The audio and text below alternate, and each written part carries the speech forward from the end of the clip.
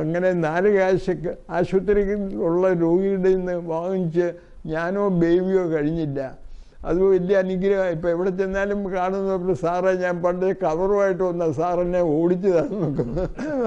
അമ്മയുടെ പ്രാർത്ഥന എപ്പോഴും പ്രാർത്ഥിച്ചുകൊണ്ടിരിക്കും. ഞങ്ങളുടെ വീട്ടിൽ കള്ളം കയറിയായിരുന്നു ഞാൻ പറയും. അതായത് ഞങ്ങൾ കിടക്കാൻ നേരത്തെ അമ്മച്ചി ഉണരും. എന്നിട്ട് വെളുപ്പിനെ 3 മണി 4 മണിക്കൊക്കെ ഇരുന്ന് പ്രാർത്ഥനയാണ്. അത്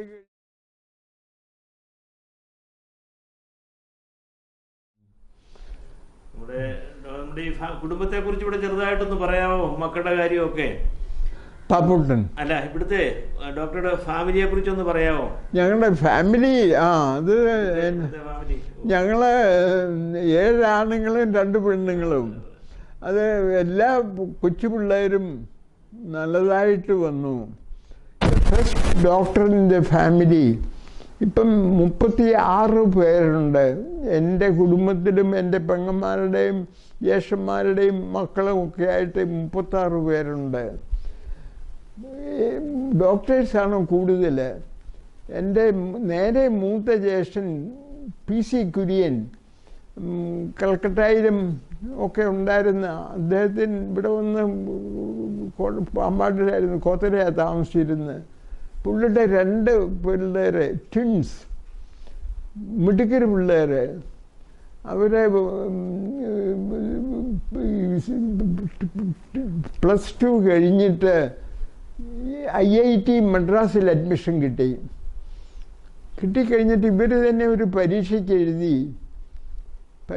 എഴുതി അവർക്ക് പ്രിൻസ്റ്റൺ യൂണിവേഴ്സിറ്റിയിൽ എനിക്ക് അപ്ലൈ ചെയ്തു. അന്നേരം എൻ്റെ ജ്യേഷ്ഠൻ പറഞ്ഞു ഞാൻ ഒരാളെ വിടാം, മറ്റേയാളെ വിടാൻ എനിക്ക് പണമില്ലെന്ന് പറഞ്ഞു. അന്നേരം അവിടുത്തെ പ്രിൻസിപ്പൽ ഫോൺ ചെയ്ത് പറഞ്ഞു don't bother, will look after.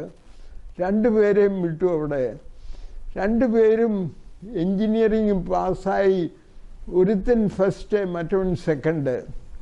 ആ ഫസ്റ്റ് ആയവൻ പിന്നീട് ഒറക്കിളിൽ കൂടി 10-20 വർഷം അവിടെ ജോലി ചെയ്തു. ഒറക്കിൾ നന്നാക്കി കൊണ്ടുവന്നു. അവിടുത്തെ ഉടമസ്ഥനുമായിട്ട് ഇവർ തെറ്റി. അവന് ഇന്ന വിധത്തിൽ കൂടെ പോകണമെന്ന് പറഞ്ഞു. അത് അയാൾ സമ്മതിച്ചില്ല. Then he moved over to Google Cloud. Thomas Kurian, അവൻ്റെ അനിയൻ ജോർജ് കുര്യൻ ഈസ് നെറ്റാപ്പിൻ്റെ ചീഫാണ്. അതും പൊട്ടിക്കിടന്ന കമ്പനിയാണ്. അവൻ നന്നാക്കി. അങ്ങനെ 2 പേര് അവിടെ വലിയ സ്ഥാനത്തുണ്ട്. വേറെ പലരും ഉണ്ട്. എൻ്റെ ജ്യേഷ്ഠൻ്റെ മക്കളൊക്കെ വലിയ സ്ഥാനത്ത് ഉള്ളത്. ഇതൊക്കെ ദൈവാനുഗ്രഹമാണ്. ഞങ്ങളുടെ വീട്ടിൽ മദ്യമൊന്നും ഇല്ല. അത് വലിയ സന്തോഷം. അങ്ങനെ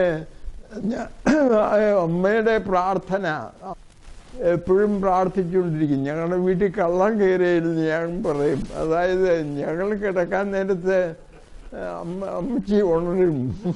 എന്നിട്ട് വെളുപ്പിനെ 3 മണി 4 മണിക്കൊക്കെ ഇരുന്ന് പ്രാർത്ഥനയാണ്. അത് കഴിഞ്ഞിട്ട് പിന്നെ കിടക്കും. അങ്ങനെ she has brought all blessings to the family. My mother and my wife also is highly religious. അങ്ങനെ ദൈവാനുഗ്രഹം കൊണ്ടാണ് ഞങ്ങൾ വളർന്നത്. പണം കൊണ്ടല്ല. ഞങ്ങൾക്ക് പണമില്ലായിരുന്നു. ഞാൻ കൽക്കട്ടയിൽ പഠിക്കാൻ പോയപ്പോൾ എൻ്റെ മൂത്ത ജ്യേഷ്ഠൻ എനിക്കൊരു എഴുത്തെഴുതി.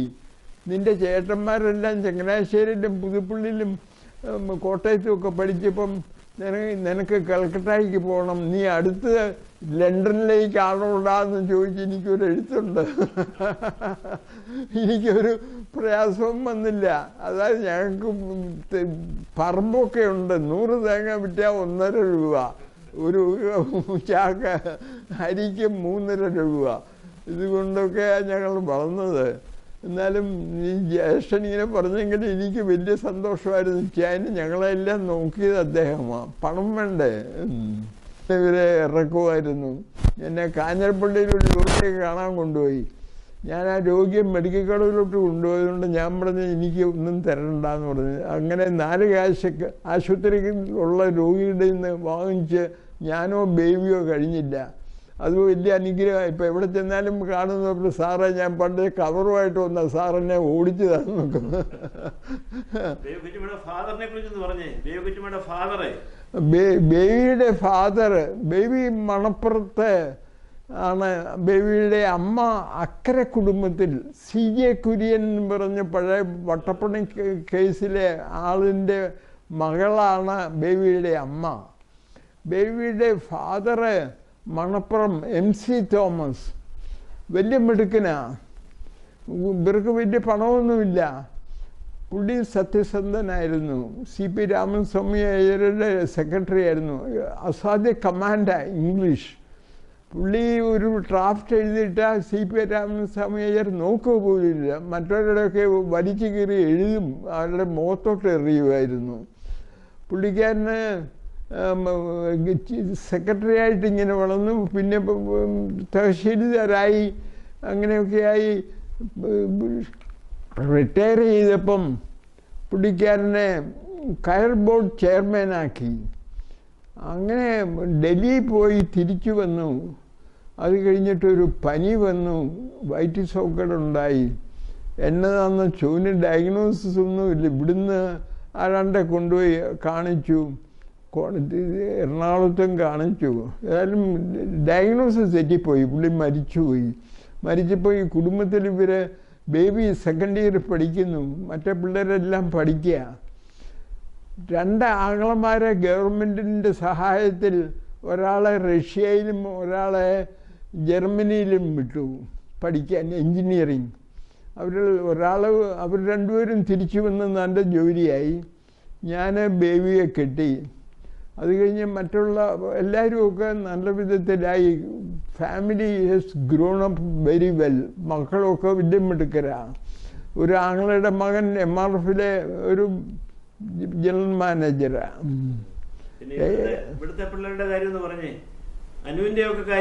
എൻ്റെ പിള്ളേരാണ് ഞാൻ പറയും. പിന്നെ വേറെ ഒരാളെ എനിക്ക് പറയാനുള്ളത്, ഇവിടെ താമസിച്ച് എൻ്റെ കൂടെ പഠിച്ചതാണ്. ഈ പിള്ളേർ എൻ്റെ കുടുംബത്തിലുള്ള പിള്ളേരെല്ലാം കോട്ടയത്ത് പഠിക്കുമ്പോഴെല്ലാവരും ഞങ്ങളുടെ വീട്ടിലാണ്. അതും അവിടെ കോട്ടയത്തും ഇവിടെയും. അതിൽ ഒരാൾ ഇവിടെ ഇരുന്ന് ഈ ക്ലോക്കിൻ്റെ താഴെ ഇരുന്ന് പഠിച്ചവൻ ഇപ്പം MRFിൻ്റെ ഒരു ഡയറക്ടർ ബോർഡിലെ അംഗമാണ്. മോഹൻ കുര്യൻ, പർച്ചേസ് മാനേജറാണ്.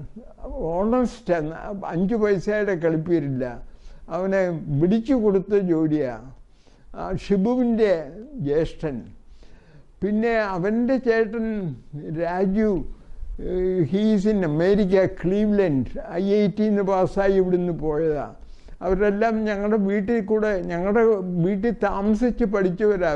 ഈ പിള്ളേർ മിക്കവരും നല്ല സ്ഥാനത്ത് എത്തിയത്.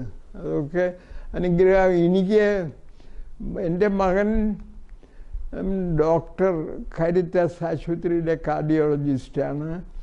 മൂത്ത മകള് അവള് ഹോം മേക്കറാണ്. 3 പിള്ളേരുണ്ട്. ഉള്ളക്ക് ഇളയ മകള് പീഡിയാട്രീഷ്യനാണ്.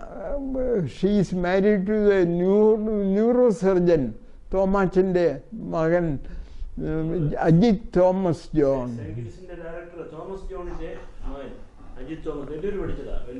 അവരെല്ലാം എല്ലാവരും ഒക്കെ നല്ലപോലെ ചെയ്യുന്നു. അവരുടെ മക്കളുമൊക്കെ ജോലിയിലായി. സന്തോഷമാണ്. 22 വർഷം ഗവൺമെൻറ്റിലും 26 വർഷം കാരിത്താസ്. ബിഷപ്പിന് എന്നെ വലിയ ഇഷ്ടമായിരുന്നു, പിടിയല്ല. അതെ, കാരിത്താസിലെ ഡിപ്പാർട്ട്മെൻറ്റ് വലിയ കേമായി. പാമ്പാടി MGM സ്കൂളിലെ TC Abraham സാറ്. His father was my teacher in the MGM medical. കാരിത്താസിൻ്റെ ഡിപ്പാർട്ട്മെൻറ്റ് വലിയ കേമായിട്ട് കൊടുത്തു. ഞാൻ സ്റ്റാർട്ട് ചെയ്തതാണ്. ആദ്യത്തെ അവിടെ 2-3 പേഷ്യൻസ് ഇതിനു മുമ്പ് വന്നിട്ടുള്ളൂ. അത് കാരിത്താസിലെ പത്രോസ്മത്തായി ഒരു നെഫ്രോളജി യൂണിറ്റ് റൺ ചെയ്തു. അത് നിന്നുപോയി. അത് കഴിഞ്ഞിട്ട് ഞാൻ വന്നു കഴിഞ്ഞാണ് കാരിത്താസിൻ്റെ വലിയ ഡെവലപ്മെൻറ്റ്സ് എല്ലാം വന്നത്. That is now the best private hospital.